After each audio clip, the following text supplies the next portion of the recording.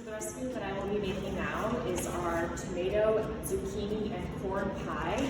And this is a baked casserole dish that is a great one for utilizing seasonal produce, especially in the summertime and early fall, because it uses corn, and I'm just using the frozen corn kernels, but you could get local fresh corn on the cob and shave off the kernels, some fresh zucchini,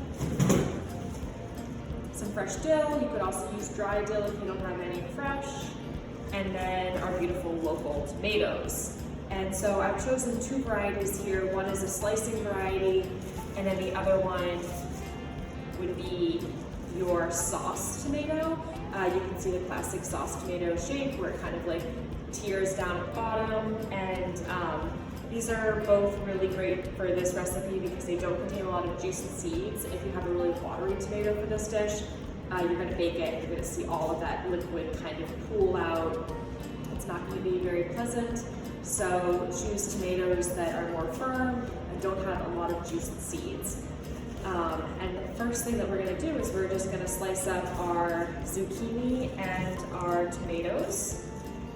So we'll start with these, and these have all been washed. Zucchini, like tomato, is a great vegetable because you have a really high yield. Like I'm basically just tossing the little ends, and then the rest is usable. And what I'm going to do is I'm going to slice these into long strips, probably like 1/4 of an inch thick. Whatever you're comfortable doing. Thicker slices just means it's going to have a longer cook time.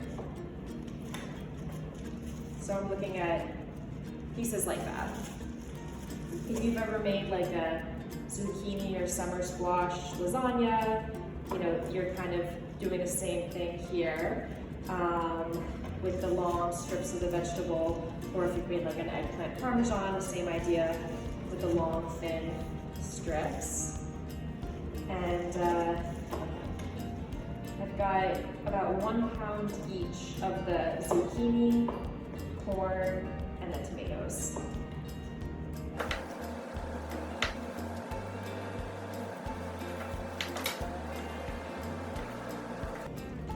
Zucchini is, if you've ever grown it in your own garden, you know how easy it is to let it get really big. I harvested a zucchini just last night that was probably that long, and it's great because it doesn't really affect the flavor too much. It doesn't get really bitter, it doesn't get really tough, so you can still use a zucchini if you've let it get away from yourself and it's gotten really massive. And a dish like this would be perfect for it because you're cooking it down with all these other great ingredients. So what I'm going to do with the zucchini first is I have our little pan here, and I'm going to give it a spray. Everything is sticking. And I'm just going to take the first bit and I'm just going to layer it down. Just one layer of the sliced zucchini, just like this. Put that aside. And then do some of our tomatoes. Slice off the ends. You could use cherry tomatoes would also be good in this. Really anything, like I said, as long as it doesn't have too many seeds. And I'm going to switch to the serrated knife because I much prefer that when slicing tomatoes.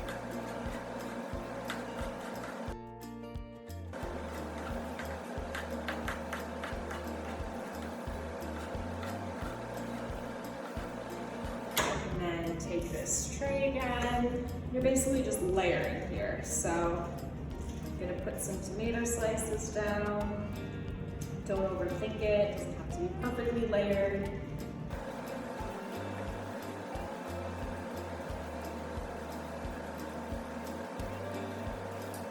All right, so I can't really tilt it without everything sliding down, but you get the idea. We've got a layer of the zucchini, a layer of the tomatoes, and then I'm going to take about half of this corn,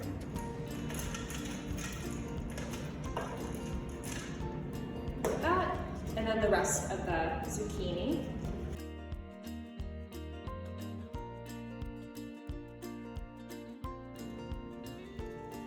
And then the rest of the tomatoes.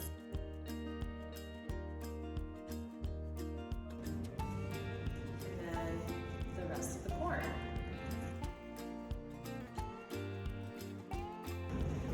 All right, so we've got all of our vegetables layered in here. It's going up about 3/4 of the way of that pan, which is great. And the next thing, just clear off the cutting board a little bit, is I'm gonna take our dill, chop that up. This is fresh dill. I take away the stems. I don't use that. We're just gonna use those kind of like frilly little fronds. Stems are pretty fibrous. They don't really give us much flavor. It smells amazing. And just give that a nice fine chop.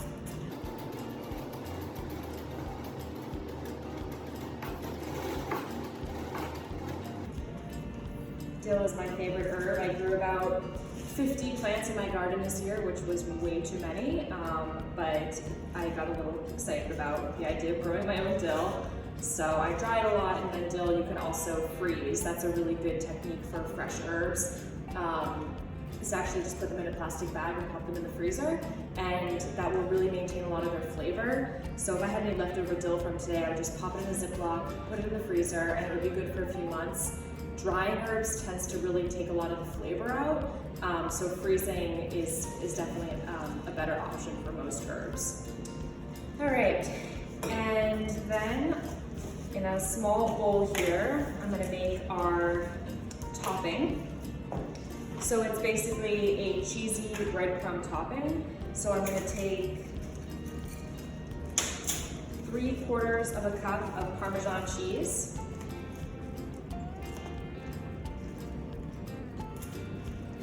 It's just a shredded parm.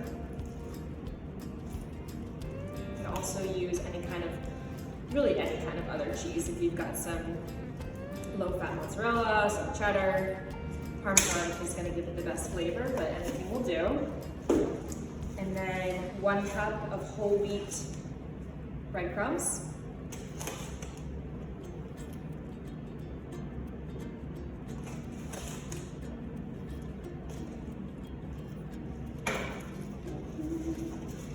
And then we've got 1 teaspoon of some black pepper. 1/2 teaspoon of salt. And then all of that fresh dill.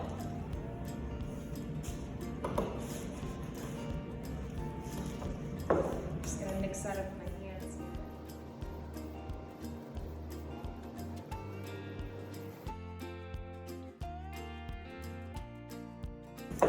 Almost forgot one thing, lemon juice.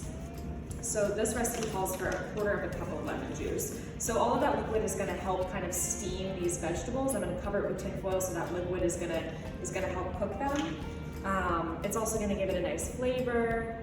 When you're cooking, you wanna think about where your fat's coming from the cheese, where your acid's coming from the lemon juice. And all of that is just really gonna give it a nice, well-rounded flavor. There we go, that was close. And then just sprinkle all that delicious cheesy breadcrumb mixture right on top.